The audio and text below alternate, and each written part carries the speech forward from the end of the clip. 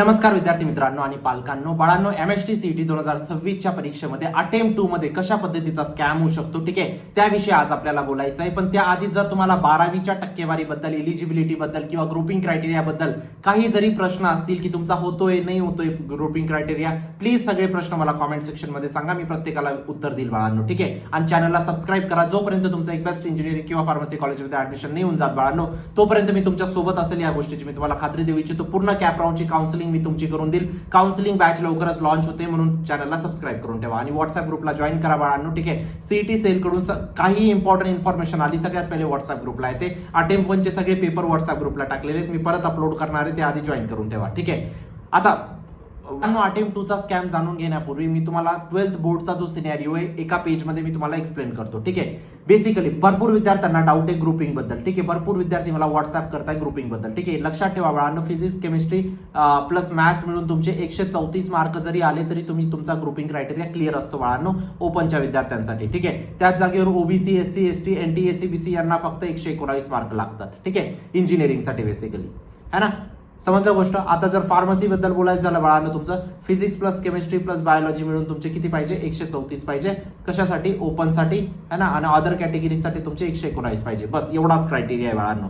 आता केमिस्ट्रीच्या जागेवर इंजिनिअरिंगसाठी केमिस्ट्रीच्या जागेवर तुम्ही अदर काही सब्जेक्ट टाकू शकतात.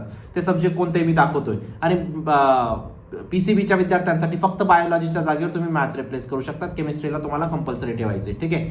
चल, इंजिनिअरिंगसाठी कोणते सब्जेक्ट तुम्ही रिप्लेस करू शकतात? हे सगळे जे सब्जेक्ट आहेत बाळांनो, ठीक आहे. Biotechnology, biology, technical vocational subject वगैरे हे जितने जेवढे पण आहेत ना, इन्फॉर्मेशन टेक्नॉलॉजी वगैरे, आयटी वगैरे झालं तुमचं, ठीक आहे. हे सगळे तुम्ही केमिस्ट्रीच्या जागेवर ठेवून तुमचा ग्रुपिंग क्रायटेरिया क्लिअर करू शकतात. आता ज्या विद्यार्थ्यांना 134 लागत आहे आणि त्यांचे 130 आहेत किंवा 125 आहेत, ठीक आहे, त्यांनी प्लीज रिचेकिंग साठी अप्लाय करून द्या. रिचेकिंग मध्ये जर वाढून गेले तर तुमच्या 135चा क्रायटेरिया कंप्लीट होऊन जाईल. तुम्हाला इम्प्रुव्हमेंट द्यायची गरज राहणार नाही किंवा री एक्झाम द्यायची गरज राहणार नाही. गोष्ट समजते. जे विद्यार्थी 35ची पासिंग क्लिअर होत नसेल, 32 असतील, 33 असतील, प्लीज तुम्ही रिचेकिंग रिव्हॅल्युएशन साठी टाकून द्या. परत एक्झाम देण्यापेक्षा रिचेकिंगला टाकून द्या ना, है ना. रिचेकिंग मध्ये कमी होऊन आले परत आपण एक्झाम देऊन देऊ वाटल्यास, है ना. पण रिचेकिंगला टाकून द्या जेणेकरून तुमचा क्रायटेरिया क्लिअर होऊन जाईल. गोष्ट समजते. चला, आता आपण एमएसटी सीईटी 2026च्या अटेम्प्ट 2 मध्ये काय होणार आहे त्याच्याबद्दल बोलूया, ठीक आहे. बरं, आता बघा बाळांनो, अटेम्प्ट 1 मध्ये एमएसटी सीईटीच्या अटेम्प्ट 1 मध्ये 4,74,656 विद्यार्थ्यांनी अप्लाय केलं होतं, ठीक आहे, म्हणजे बसले होते बेसिकली, है ना. त्यामध्ये 16 शिफ्ट टोटल कंडक्ट झाल्या बाळांनो अटेम्प्ट 1 मध्ये एप्रिलमध्ये, है ना.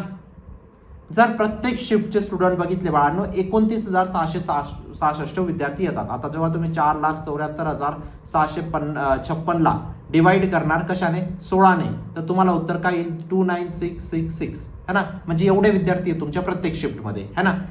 जर तुम्हाला 1% साठी नंबर ऑफ स्टुडंट काढायचे असतील तर तुम्हाला काय करावं लागतं? या टर्मला तुम्हाला 100 ला डिवाइड करावं लागेल. म्हणजे ते किती येतील बाळांनो? 296. इथं तुम्ही बघू शकता 296चा मिनिंग काय बाळांनो, ही गोष्ट पहिले समजून घ्या.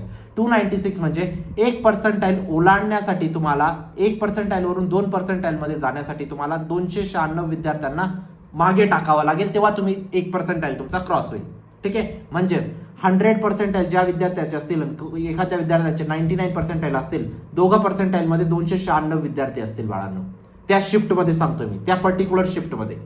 गोष्ट समजते, है ना.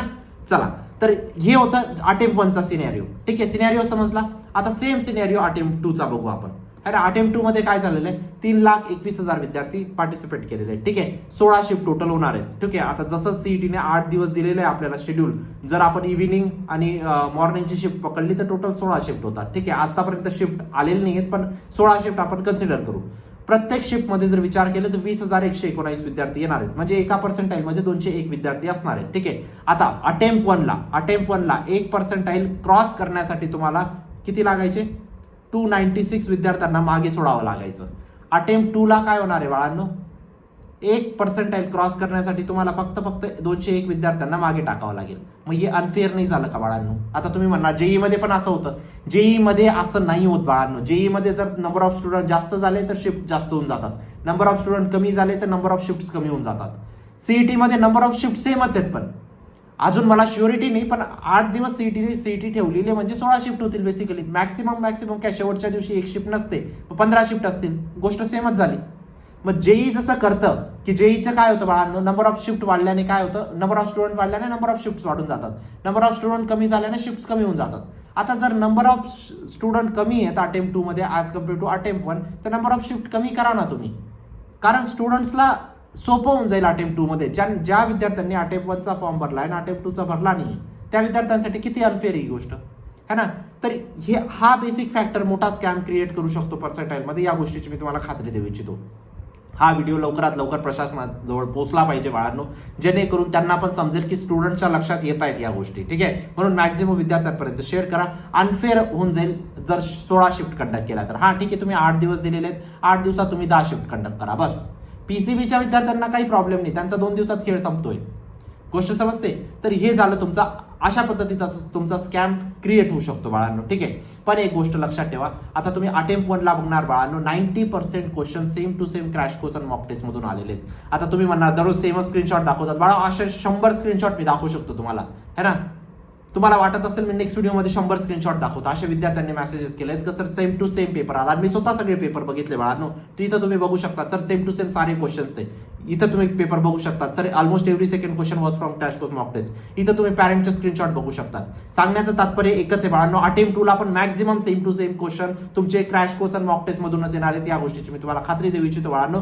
तुमच्या आयुष्याचा प्रश्न इथं चूक नका करू, ही तुमच्यासाठी लास्ट अपॉर्च्युनिटी. आणि हेच याच वर्षाचं नाही सांगत आहे बाळांनो, लास्ट इयरला 150 प्रश्न आले होते, 92 प्रश्न as it is without value change आले होते बाळांनो, 58 प्रश्नांमध्ये थोडीफार व्हॅल्यू चेंज होत्या. म्हणजे 90% paper same to same last year पण क्रॅश कोर्स आणि मॉक टेस्ट मधूनच आला होता बाळांनो. तुम्ही लास्ट इयरचे रिझल्ट बघू शकता. सगळ्यात जास्त विद्यार्थी सीओपी, विजीटी, वालचे, पीएसटी, व्हीआयटी, केसुमार, सांगता, अडवल, एसपीआयटी अशा टॉप इंजिनिअरिंग आणि फार्मसी कॉलेजेसमध्ये शिकताय. तुम्ही पण शिकणार, या गोष्टीची मी तुम्हाला खात्री देऊ इच्छितो. ठीक आहे, म्हणून लवकरात लवकर एनरोल करा.